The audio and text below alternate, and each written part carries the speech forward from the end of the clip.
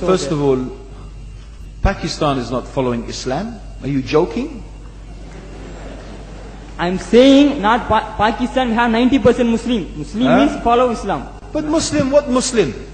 What Muslim? I remember 15 years ago, it's not today and I heard it's worse. 15 years ago I remember going to a wedding in Pakistan. A wedding where men and women were mixing freely. Where the bride was dancing on the stage with all the male members of the family dancing on the stage. I am sure somewhere around, we probably hidden in a corner then, but I hear now it's open, drinking alcohol. What Muslim are we talking about? This was 15 years ago. Now I hear it's even worse. Oh yes, they're Islam. When the bride and the groom are walking to the car, they're holding the Quran over their head for blessing. That Islam?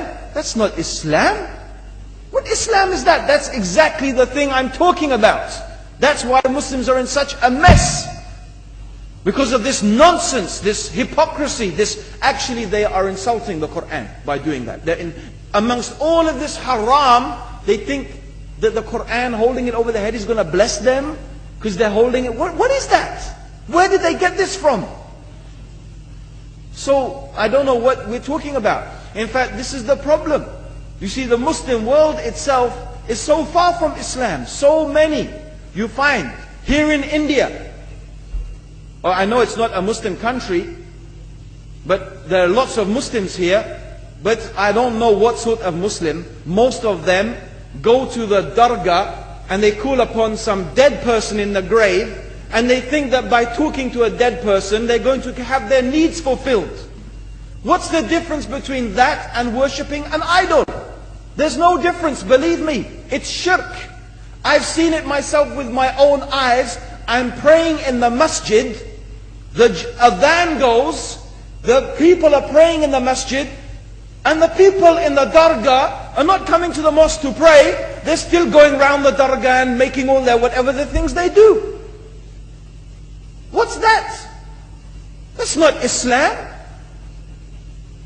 You go to many countries, you find Pakistan, you want to see Islam in Pakistan. You know, in England, in every street corner we have a pub.